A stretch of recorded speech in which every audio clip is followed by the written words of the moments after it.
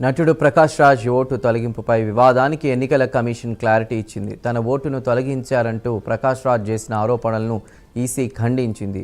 ఆయన ఓటును తొలగించలేదని, చిరునామా మారిన ఓటర్ల జాబితాలో షిఫ్టెడ్గా చేర్చినట్లు స్పష్టం చేసింది.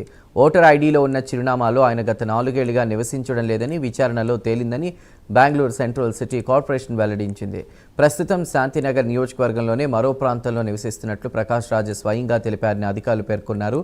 ప్రస్తుత చిరునామాతో ఫామ్ 6 సమర్పించి ఓటును పునరుద్ధరించుకోవచ్చని సూచించారు.